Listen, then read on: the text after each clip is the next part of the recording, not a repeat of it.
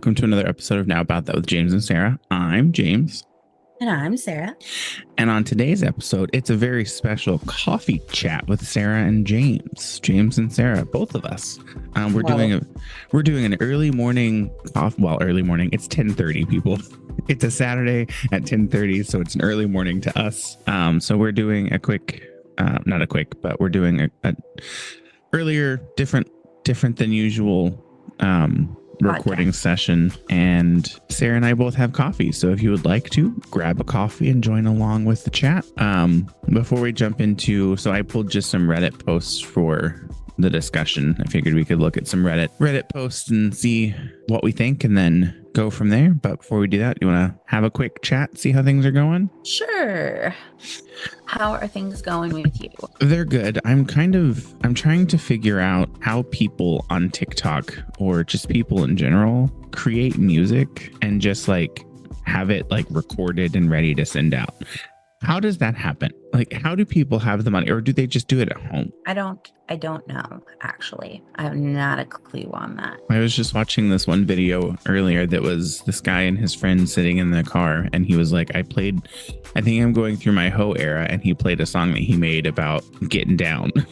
And I was like, how do people just have the money and the time to just record and send music out? But I mean, if you're doing it on your own and you're recording it at your house, I guess it makes sense. Right. How are things with Sarah?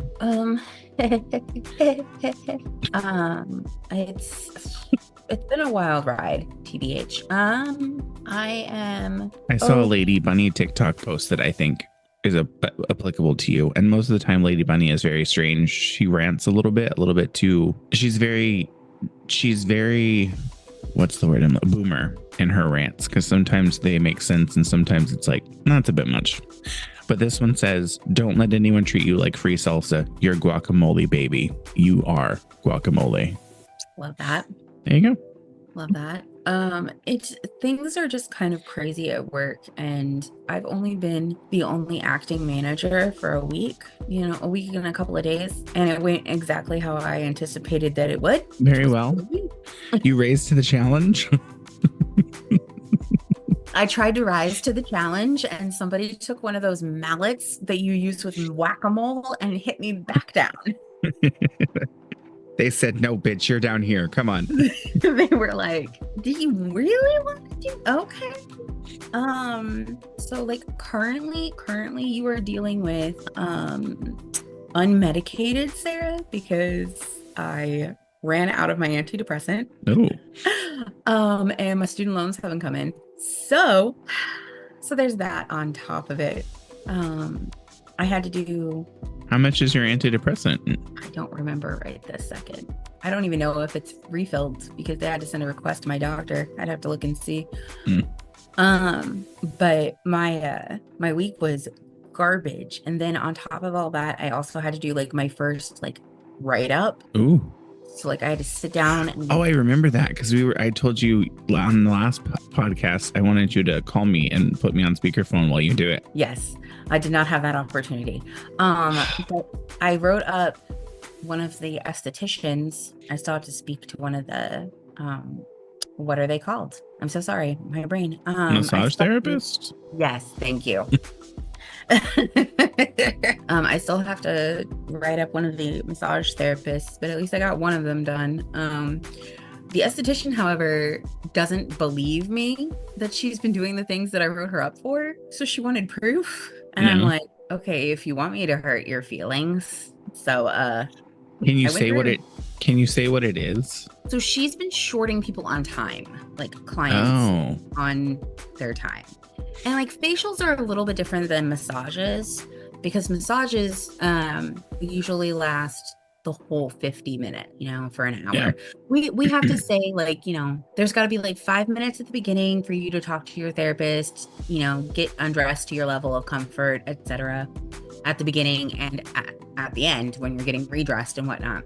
So we guarantee about 50 minutes of hands-on time from our massage therapists. Now, because your skin is a little bit more sensitive, the estheticians are able to cut their session short by about an extra 5 minutes. So on the hour sessions for an esthetician, for a facial, you're going to end up having probably about 45 minutes of hands-on time. That it has to be a minimum of 45 minutes hands-on time. And out of all the clientele that she saw in a month time frame, she shorted 11 of them, which was a fifth of her clientele for the whole month.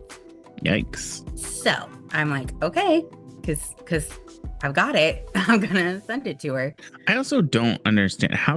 I don't understand sitting still with someone touching me for an hour, for 45 minutes, even a half an hour. I would be like, stop touching me. I'm done. You know what? And that's fair. You're not a very touchy-feely person. No.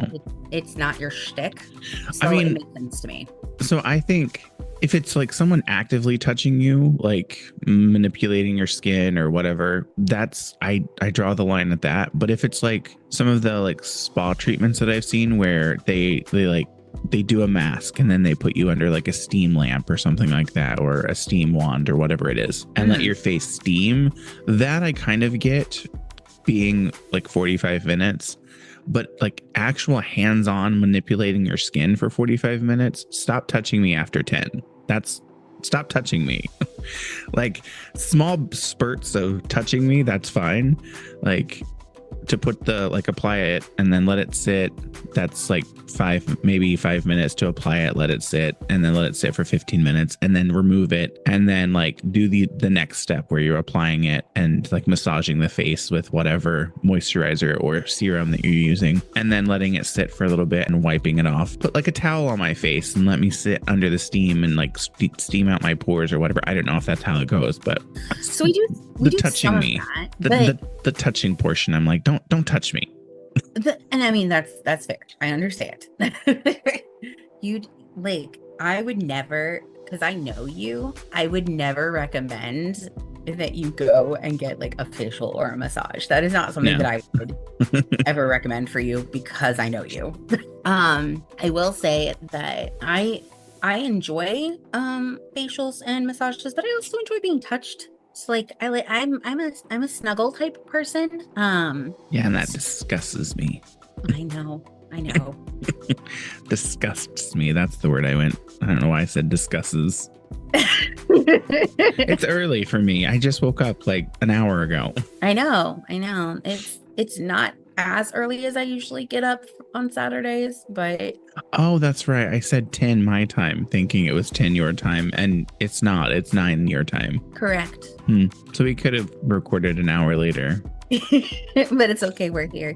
Yeah, it's fine. We're doing the thing.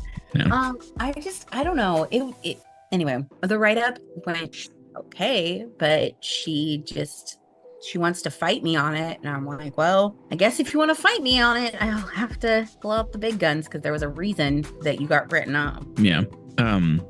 How's the school stuff going? Have you heard back from the financial aid stuff? My financial aid appeal got approved. Oh, okay. So I thought that I might get my student loans in yesterday, but that did not happen. So now I'm hoping they'll come in on Monday. No. Because your girl is riding the struggle bus. Your girl who's not a girl, but you know what I mean. It has been one thing after another, and it's just, no. I worked 11 days in a row, and yesterday was my first day off. Keep in mind, I only get one day off because I have to go to work today. I was so exhausted that I slept until after 1 o'clock in the afternoon yesterday. I never do that. Not since having long COVID. I don't do that. I remember having to work for and only getting like one day off when I was in production as a product builder, and working like that where I wouldn't get a break until like the Sunday, like 2 Sundays after, and then I would only get like Sunday off, and then I would have to go back in on Monday and work 10 hours, and like all 10-hour shifts except for the one Sunday in between. It was usually a 6-hour shift. Mm-hmm. So I remember that, and it's rough. It's rough. And then I'm about to work. The good news is that I gave myself Tuesday off. So because I'm about to work, I'm about to work like 22 hours in like 3 days. That's fun. So, because I have to be there all day on Sunday, and then I have to be there all day on Monday because I'm the only Monday person until 5 o'clock. Sounds like you need to be hiring some people, Sarah. I've been trying, but the people that I need to send me the things have not been sending me the things. And then I have to do reference checks, and I've been trying to get a hold of this person's what company does reference checks anymore? That's so dumb. Because I could put down myself, like say that I'm a reference, like make up a name and put it as me, and or put a phone number that is like attached to me in some way, or like my grandfather or some, like not my grandfather, my father or my best friend is a reference. And there's no way that you can tell whether that person's actually a reference or not. Reference checks are stupid. I agree, but that's what I have to do. Like the only thing that I could see being, well, even I don't even know if you're allowed to do verification of employment anymore legally. The one lady, I couldn't do a verification of employment for her anyway because she had retired. She's been retired since 2019, but she's bored. Oh. So that's always the fun ones. My dad, it's like, it's not that he's bored, it's that he doesn't make enough money on his retirement, so he needs to find a part-time job or something. Yeah, but it can't be too much because he can't make more than a certain amount, because then they cut his retirement. Yeah. So dumb. I agree. But also, if he would have just waited for a couple years, he would be able to have retired with full retirement. So it's kind of his fault.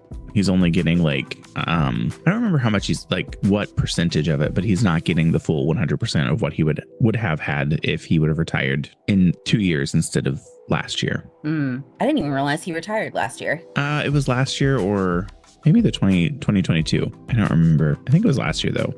I didn't realize that he'd retired. Yep. So he's just sitting at home doing nothing, or running around helping my grandmother who's had some health issues. And then going up to the farm to my grandfather and step grandmothers. Well, sounds like the life. Yeah. Well, you want to jump into some of these Reddit questions or Reddit posts? Sure. I'll let you do the first one because I think it's funny for you. A funny conversation for you to start. Because I've done this. Wait, what's the first one for you? My girlfriend is getting into an OnlyFans. Yeah. Because as I am literally reading this on the account that I started for my OnlyFans, yes. My girlfriend is getting into OnlyFans. My girlfriend is doing sexy, not safe for work photo shoots with one of her female friends and wants to manage her OnlyFans account. OF account. She's done these photo shoots 3 years ago with her college friends at school and sent me some of the pictures. I'm pretty reserved, and this was shocking to see and find out she was dressed like that doing those types of photos with her friends. We talked about it, and I told her it made me feel uncomfortable, and she understood and apologized, saying it was just a little fun and she wanted to get good pics for me to have of her. We were both understanding and moved on. Nothing's happened since. Yesterday, she told me she's hanging out with her friend, diff one than the first time, because she, the friend, wants to start an OnlyFans page and needed help. It caught me off guard hearing this, so I didn't really ask many questions, but she said she needed ideas on what to do, and my girlfriend offered her help, and if she wanted her to manage it for her. Okay. Girlfriend has said she hopes it works out because she needs extra money and doesn't want to sell her own body, which made me feel a little better, but still worried. I've been cheated on in previous relationships, so I'm feeling extra anxious and nervous about the situation. I trust her. I know she won't do anything bad, but it makes me uncomfortable and anxious nonetheless. Just like the first time, she didn't do anything bad or anything like that. She just took sexual pics with her and other females. Should I not feel so uncomfortable by this? Her being sexy / undressing and stuff with her friends and managing her OnlyFans account? Is this overreacting or being controlling? She's straight and the friend is bi but has a boyfriend who I've known for 10 plus years. Not sure how to handle the situation. I feel selfish because she hasn't done anything wrong and told me about it beforehand this time, so I don't really have any reason to be upset other than my personal feelings towards the situation. And I hate bringing up the past, but this time feels like she is ignoring or doesn't remember my feelings towards this stuff. Thanks for listening, guys. And I will say this is posted on r/advice, and I will be including it in the discussion, or not the discussion, in the description of the podcast episode. So if you would like to go and take a look at it and then leave your own, this was posted just 21 hours ago from the time that we're recording. So would have been on Friday afternoon. Yeah. So what are your thoughts, Sarah? I have so many. My initial thought, and I'll jump in before, my initial thought is I hope you are subscribing to her OnlyFans and supporting your girlfriend. Well, it sounds like the girlfriend's not the one who's doing it, but the friend. So she's not going to be doing it. She's going to be managing the account for her friend. So it sounds like she's starting her account and her friend is the one that's just posting everything and like taking care of it, right? Isn't that kind of what it says? It sounded like that at first, but then when you get down here, because first of all, this is kind of hard to read. Yeah, there's a lot of spelling errors, and it's not just like the spelling errors, even it's the grammatical, like, yeah, like it's being written as if we already know the situation. Yeah. And that would be cool if I already knew the situation, but I don't. Okay, so she's doing the sexy, not safe for work photo shoots with one of her female friends and wants to manage her OnlyFans account. Oh, okay. So I read that and managing her OnlyFans account. I read that as she's managing her. Girlfriend was going to. She's making her own and managing her own. But now that you say it like that, it sounds like she's helping her friend by managing her friend's OnlyFans account. Okay. And that's what I like, why I was confused as well, because I was reading into it the same way that you were originally. So, but here's the thing.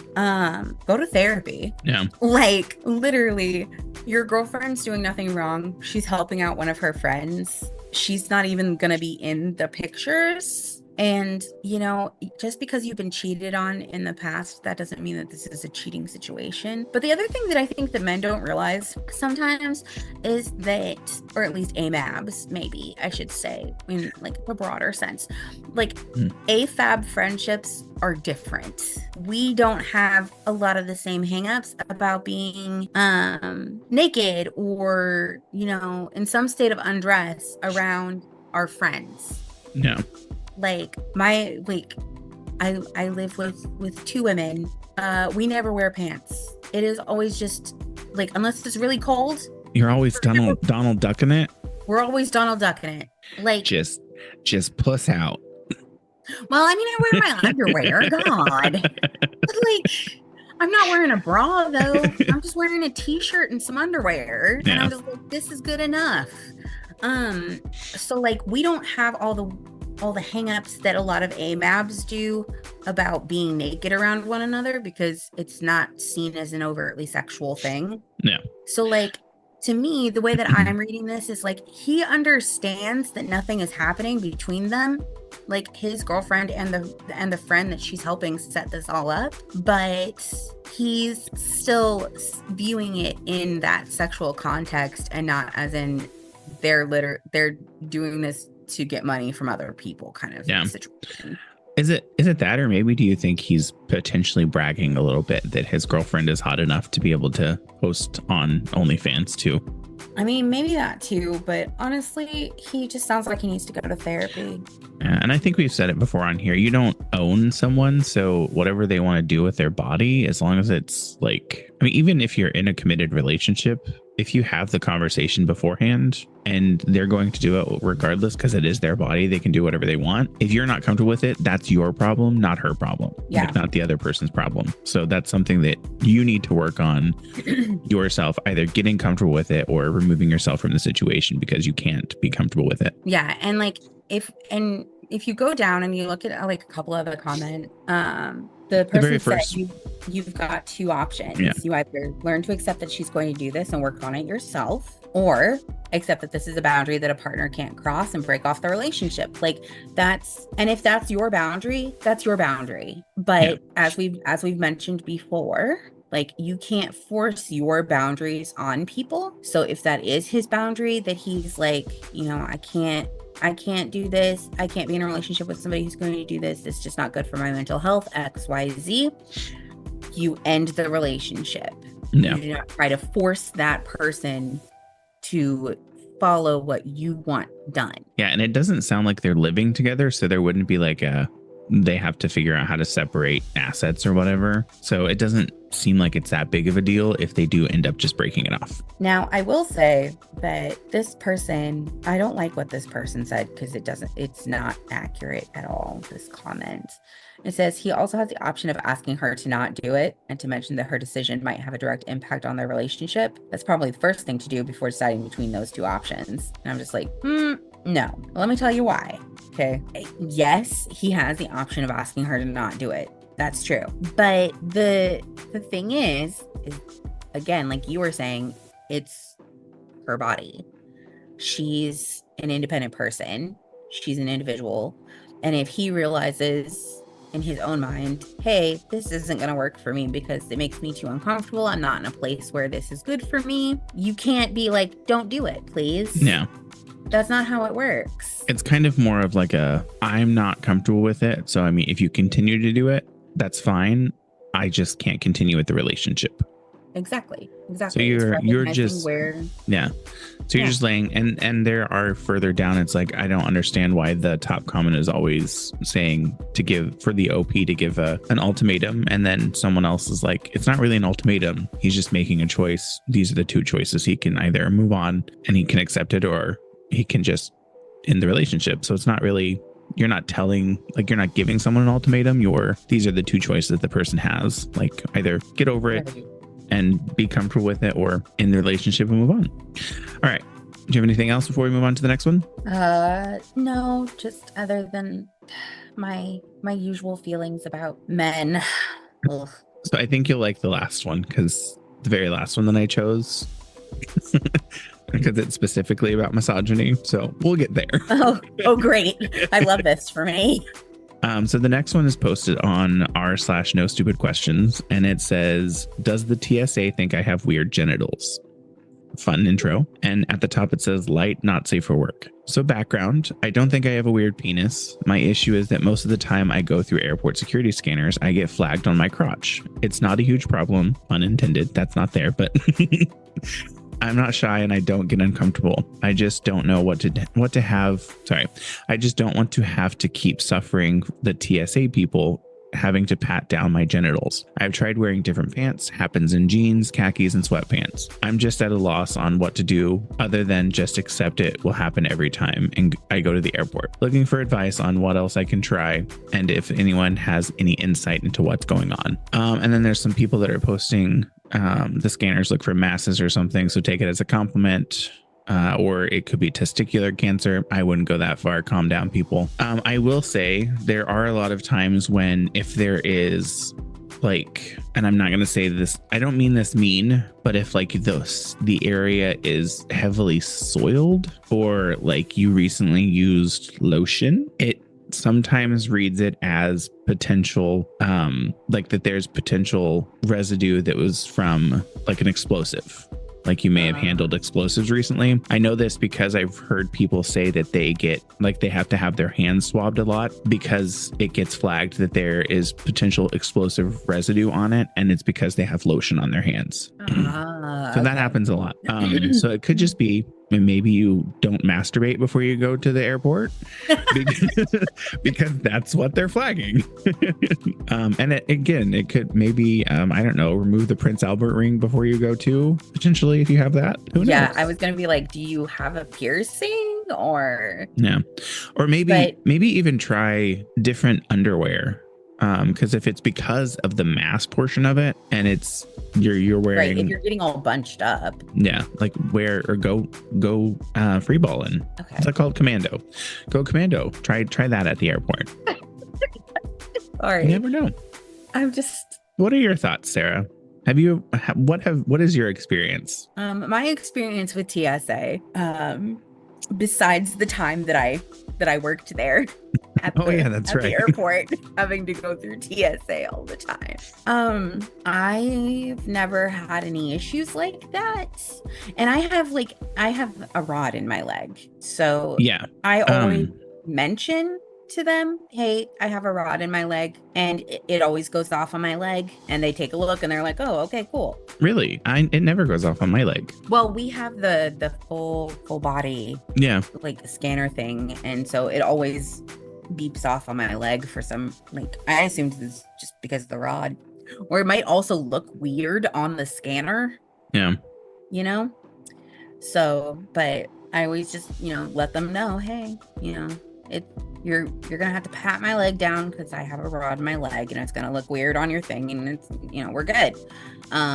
So I've never had anybody have to pat down any other areas of my body, including my breasts. Like, I've never had anybody TSA be like, sorry, we gotta pat down your chest because it keeps going up. And I have some pretty sizable titties. Yeah. So... I think it happens less often than people think of it. Like, then the movies make it look. Yeah, the movies make it look like it happens like every single time you go to the airport, and it really doesn't. And I will say, TSA doesn't want to touch you. No, they don't. I can almost guarantee TSA never wants to touch you. TSA does not want to touch you. TSA actually wants to have literally nothing to do with you whatsoever. They would rather you take everything off and walk through the correct way. When I say everything, I mean all your medals, anything in your pocket, so that they don't have to have you come back through or have to have you like actually touch you. I will say I've one time forgot to take the earbuds, like the actual like wired earbuds, out of my pocket in the front of my hoodie. And when I walked through, they were like, what do you have in your pocket? It's like, oh, it's these. And I just pulled out my earbuds and they're like, okay, you're fine. Go. Yeah. Now, every now and then I will say that you will get somebody fucking dick of a TSA agent. No. Because we had one at work who liked to act like he was the big shot. Like he made all the rules or whatever. Like failed out of becoming a patrol officer or a police officer. Yeah, like failed out of becoming a police officer. So now he's just taking all his unchecked rage and aggression out on unsuspecting flyers. Happens a lot with security agents too. All right, anything else before we move on to the next one? I just wanted to say this one comment because it made me laugh. I'm laughing at the only way Americans can get affordable health care is through a TSA screening. Thanks, Bush. That's funny. So yes, that's why. Okay.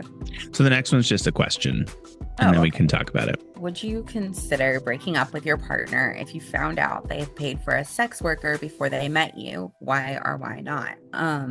For me, it would depend on why they were with a sex worker and then how they treat sex, like how they talk about sex workers. Why would the why matter? That's interesting that you said that.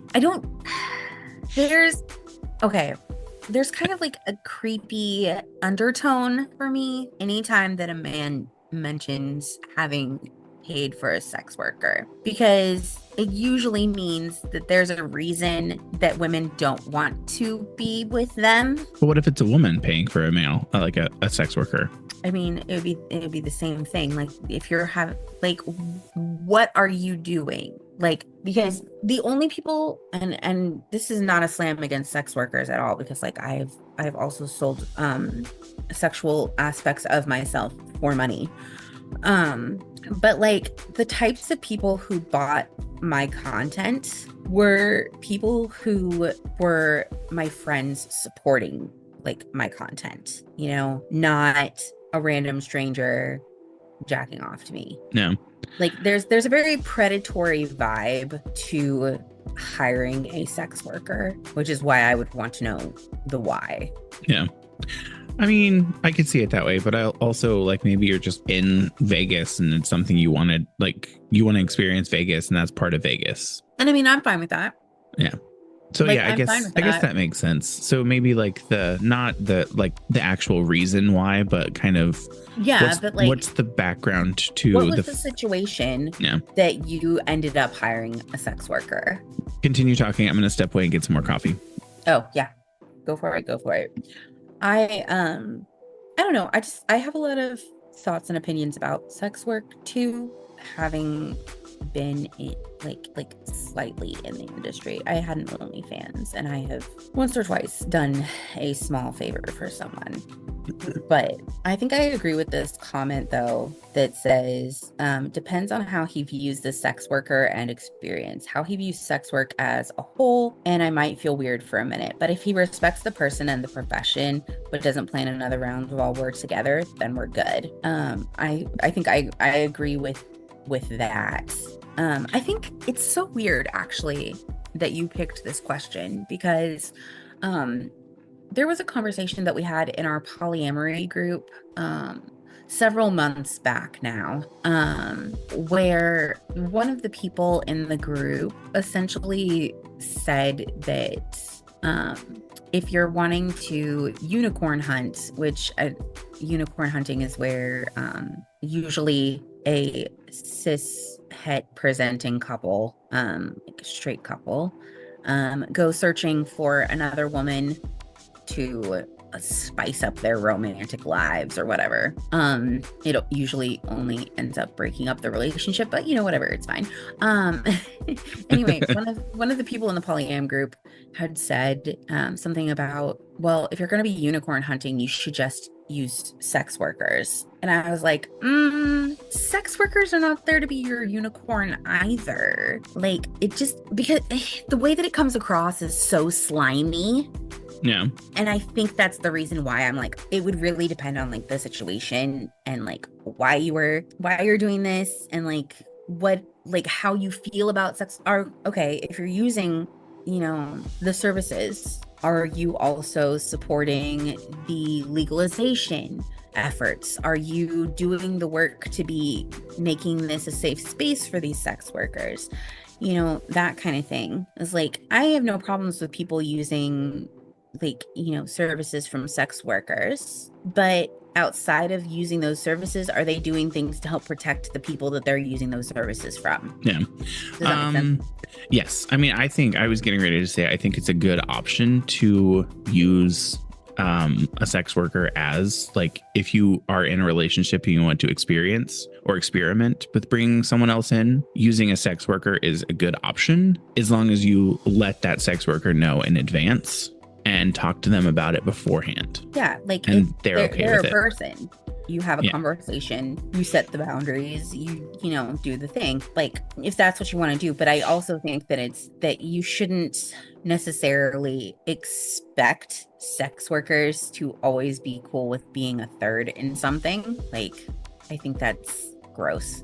I don't know. There's a lot of stuff that people put on sex workers that they kind of act like they're not human beings. No, it is an odd conversation. Yeah. All right. Anything else before we move on? And by the way, that one was in r/ask women. No, I'm good. All right. So this next one is from r/advice, and it's called Uber driver tipped himself. Ordered food around 3 a.m. I don't like to tip until I receive my order, just because it makes the most sense to me. Why should I tip you before you deliver my order? I gave clear instructions on the app just to leave it at the front door. When he arrived, he called me and said he couldn't find the door and to come outside and bring your phone. I thought he needed to see the code for confirmation that it is my order. I go outside and he's walking up to the front walkway.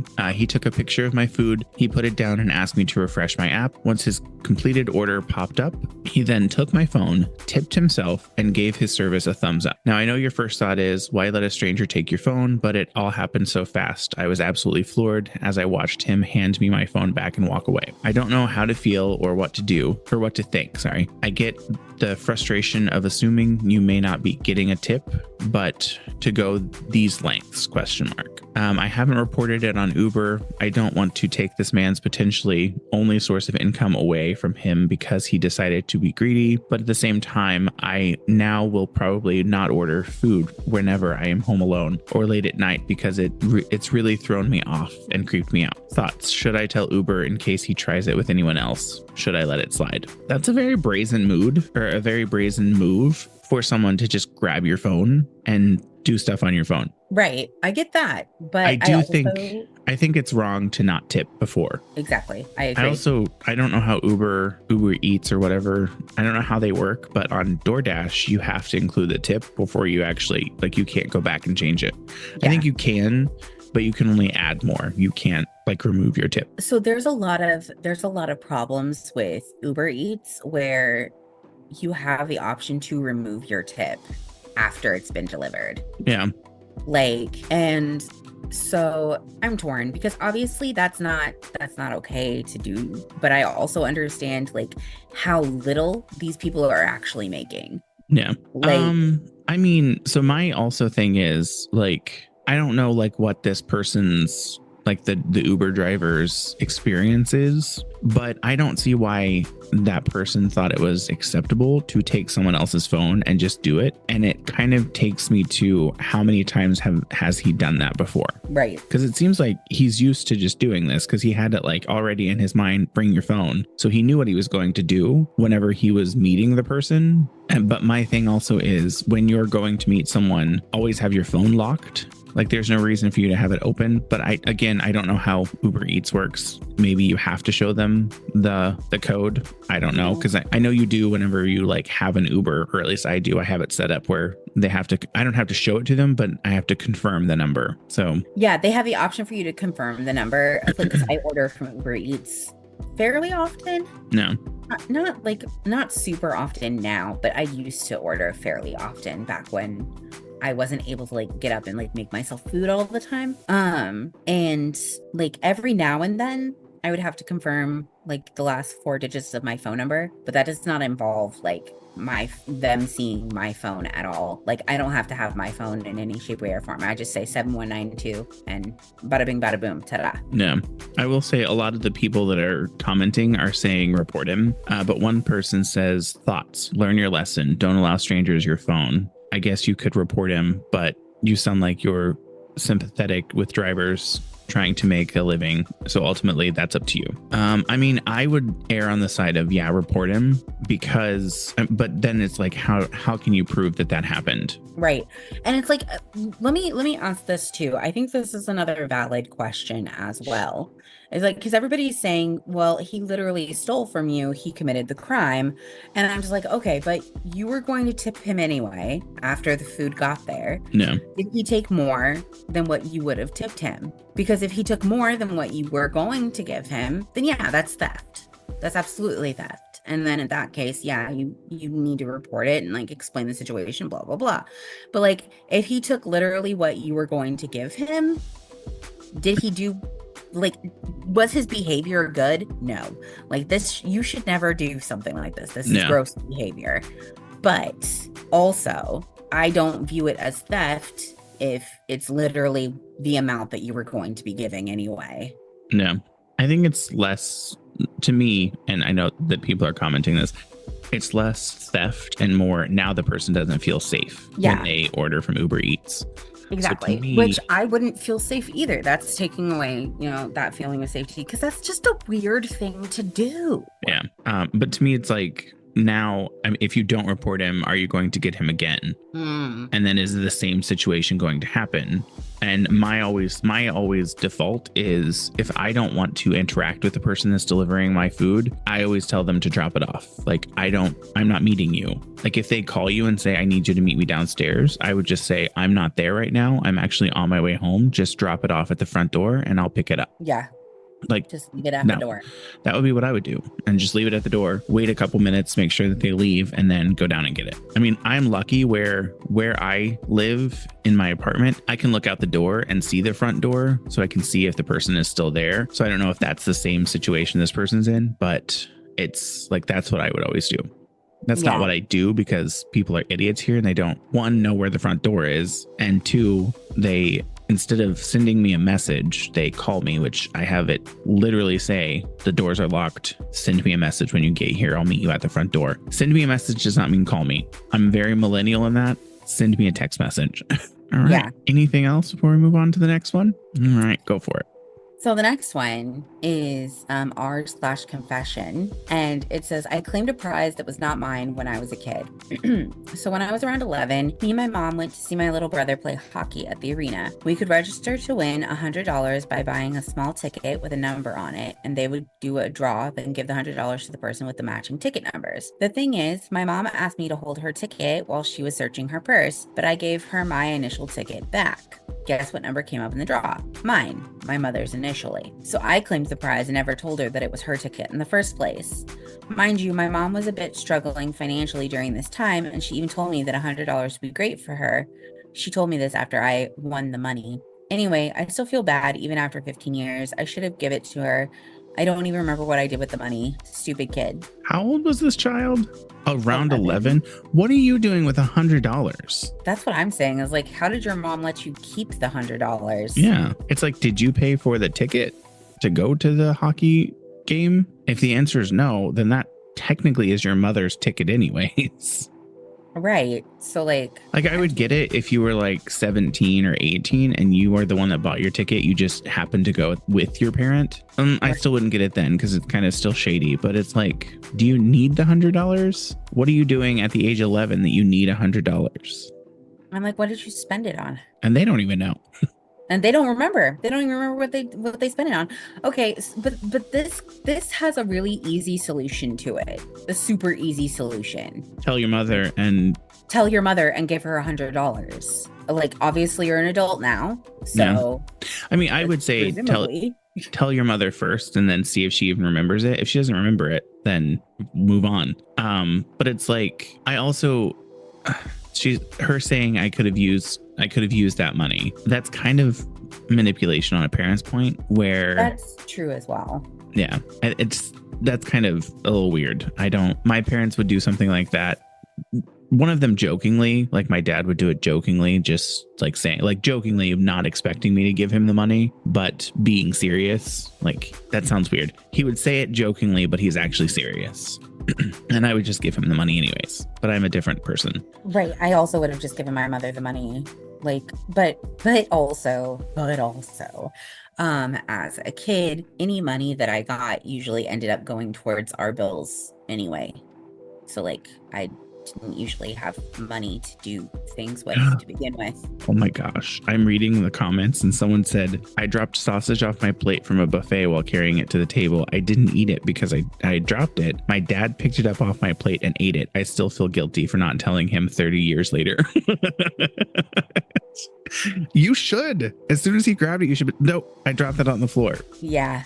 Jeez. I mean, at least he lived, it sounds like. Yeah.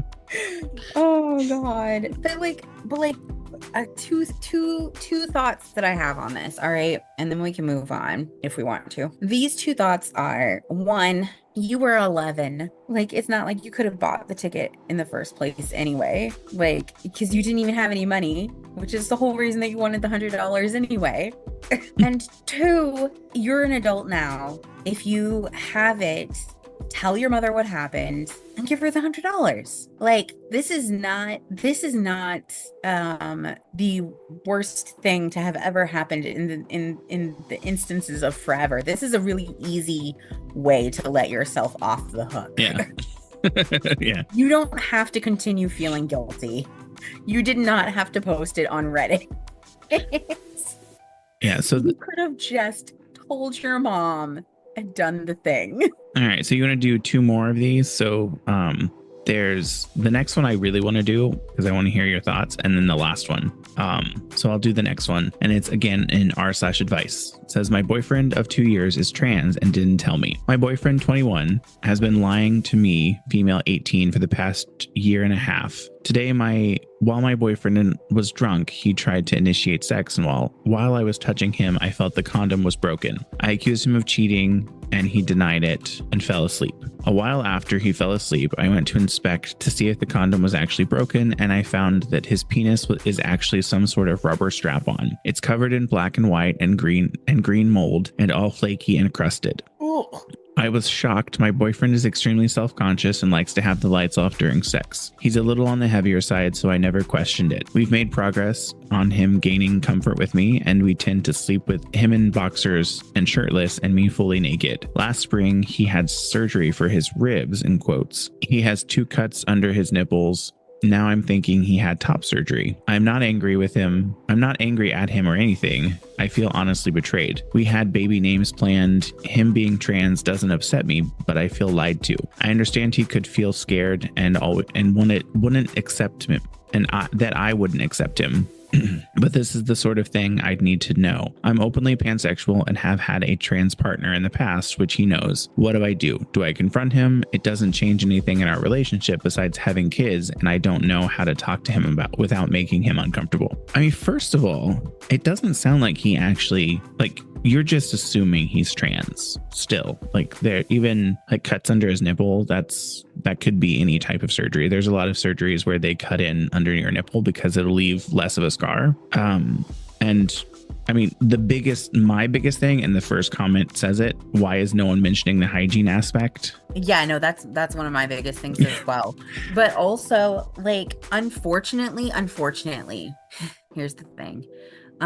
Having sex with somebody in this scenario where, like, they find out that you're trans, you're having sex with somebody without their full understanding and consent, and that is in fact rape, and that does in fact make all of their sexual encounters sexual assaults. Yeah, it's also dangerous, because you don't know how that person's going to react. It could be like a life-threatening situation that you get into.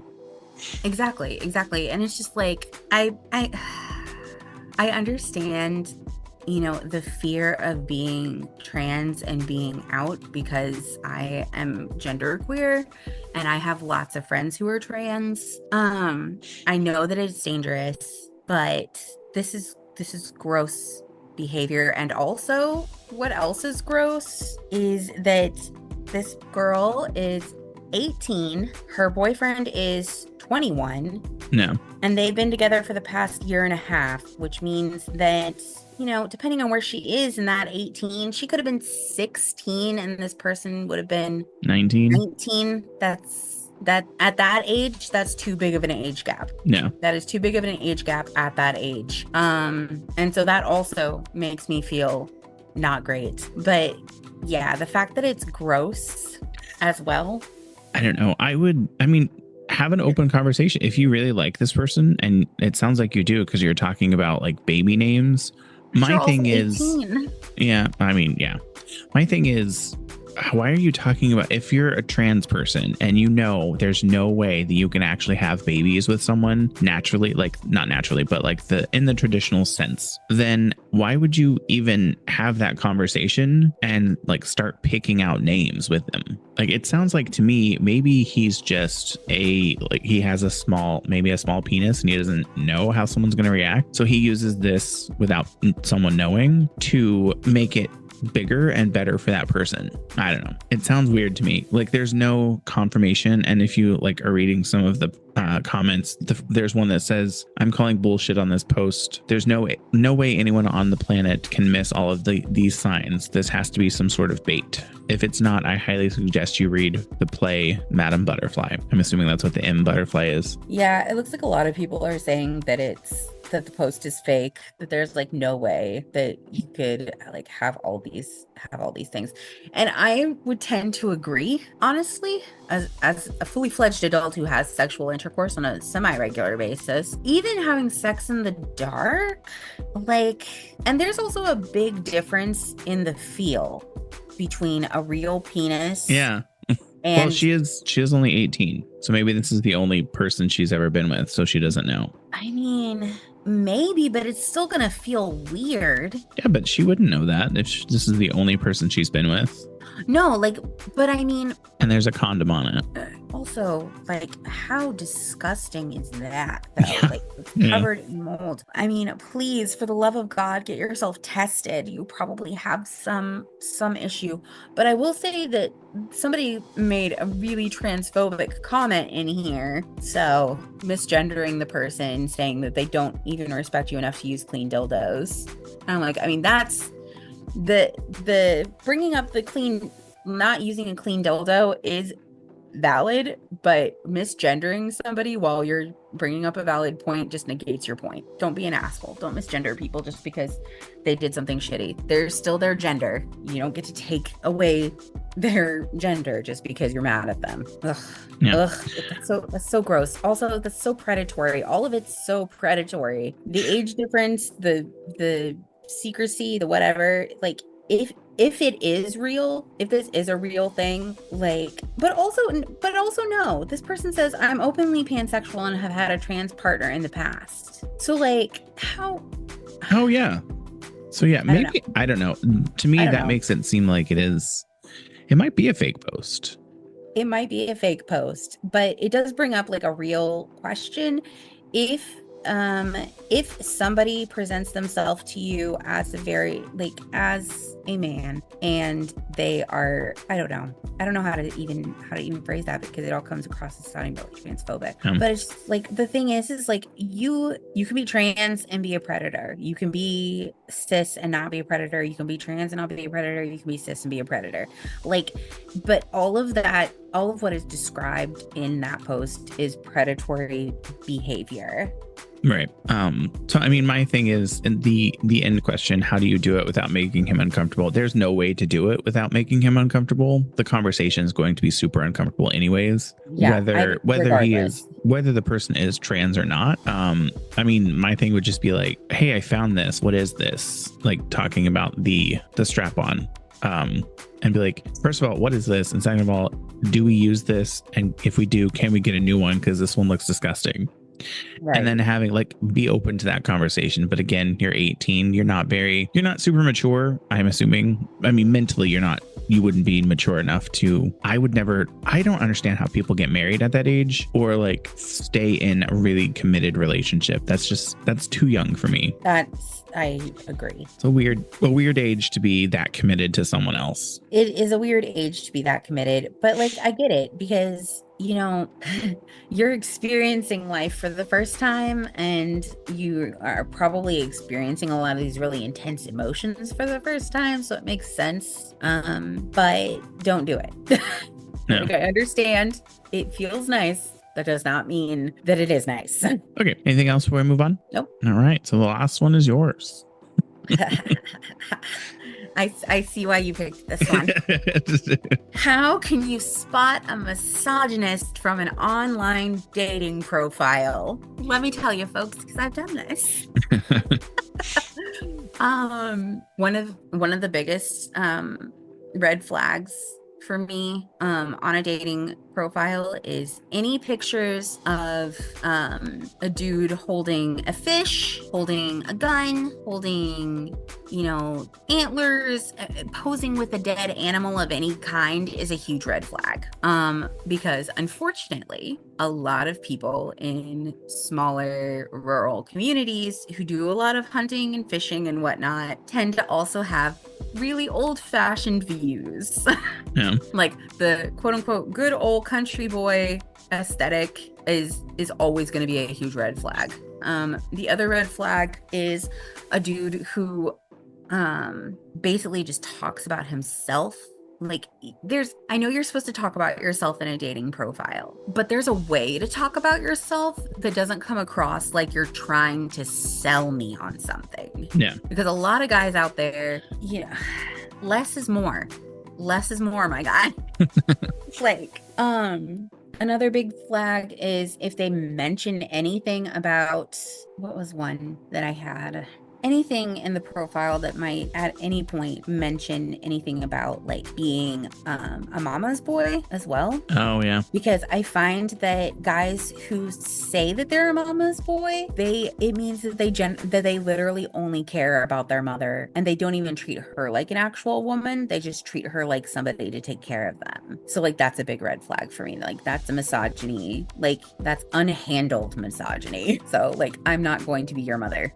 I will say, and this again is in r/women, and the moderators on here are super intense in this r/ask women group, because there's so many comments that have been removed because they're derailing the topic or it's not permitted. But looking at this one that's a little bit further down, it says any reference to a woman in his life being crazy or not wanting crazy women.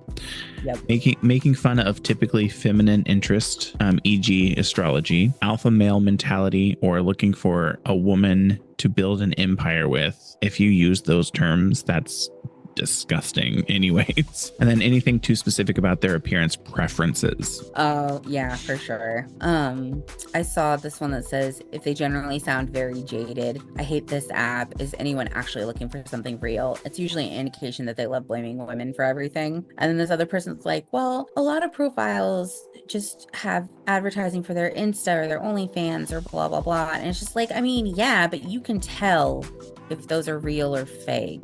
And you can tell because this person literally says they'll add you but won't say anything.